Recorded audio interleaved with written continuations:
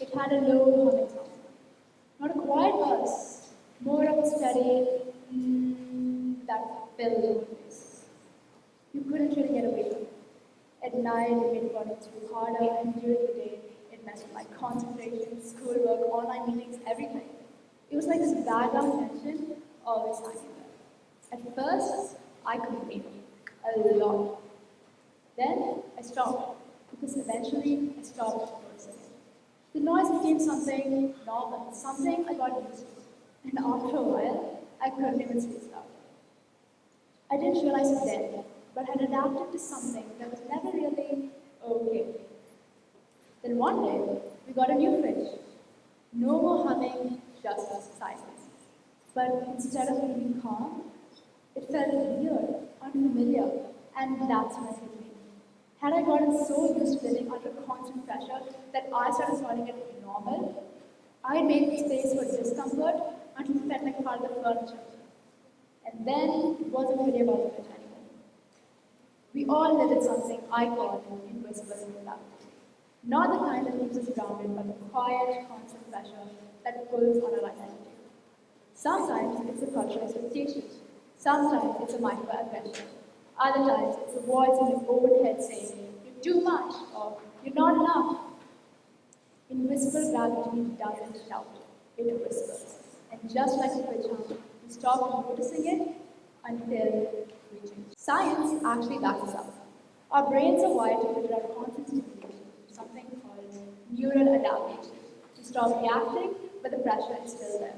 A 2023 study even showed that consistent low-frequency noises like hums can reduce our ability to concentrate and think clearly. Now, pause and think what invisible pressures are shaping who you are without you even noticing. We learn to live with the discomfort. We normalize it, but the pressure is still there and it drains us. Now, let's apply this to how we experience identity. Microaggressions, those tiny slides that we brush off, are a form of invisible gravity. Being interrupted, being misread, being told you're so articulate like it's a surprise. Each moment on its own might seem harmless, but research shows that these moments pile up over time. They can seriously damage self-esteem and mental health. One meta-analysis of nearly 19,000 people showed a direct connection between repeated microaggressions, depression, anxiety, and feelings of unworthiness. Now, these everyday slides don't describe individuals in real life. They show up on a screen, shaping the way entire communities are portrayed. Now, how many of you here have watched the show Never Have I Ever? Initially, Devi, the main character, tries so hard to fit in that she almost abandons her culture and her group just to seem more normal. She's not alone. Many characters of color on TV are forced into stereotypes or edited into easier to watch versions of themselves. Less accent, less culture, less opinion, less everything. That's invisible gravity. Or the viral clean girl aesthetic. Slick back hair, dewy skin, neutral outfits. Nothing wrong with it until it becomes a standard.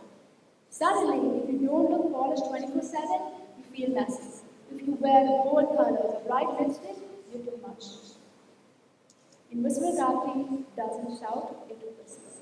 It shows up in the way you speak, the way you dress, even how often you say sorry. Psychologists call this impression management. The mental world we read shapes the way others perceive us. And research shows that marginalized groups do it more not to impress but to stay safe. And suddenly we're running a version of ourselves that are just easier for others to accept. One of the first times I really saw it was through something as simple as my name. My name is Tanishkha, but growing up, most people never said it right. Tanisha, Tanishkha. And at first I didn't correct them, but then eventually I stopped. It felt easier to keep quiet. Until one day in class, someone misread my name. And before I could say anything about it, my friend spoke up. Her name is Tanishkha, say it right. I laughed it off. But that moment shifted something. It reminded me that I had been slowly editing myself down to what was easier for others. Invisible gravity had made me shrink. But that moment, That moment of the misheard syllable became my name. So, what do we do when we notice this invisible gravity weighing us down? First, we start small. You don't need to make any huge changes overnight. Start with one small thing. For example, for me, I simply corrected whenever anyone mispronounced my name. Second, change your environment. Rearrange your room, change your wallpaper, leave the toxic group chat that drains you. Small actions can create big impact. Third, name your gratitude. Call out what is it that's holding you back. Is it the fear of being too much? Or is it the voice that whispers, you're not enough? Call it out, name it for what it is, and stop mistaking it for the truth. Fourth, reclaim your space. Your identity is yours. You shouldn't have to shrink to do gravity. So, say your name loud, claim your space, share your story, and own your voice. These small actions can create big impact. I'm not here just to give you a free speech. I'm here to wake you up. What are the pressures? What are the pressures that you have to find as normal? What part of yourself shrunk to make others feel more comfortable?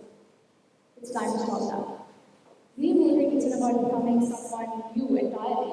It's about reclaiming the person you've been, the person you always were before the world made you change. So I ask you to take that space. Say your name loud, speak your name slow. The silence is yours to fill, and it starts right now. Thank you.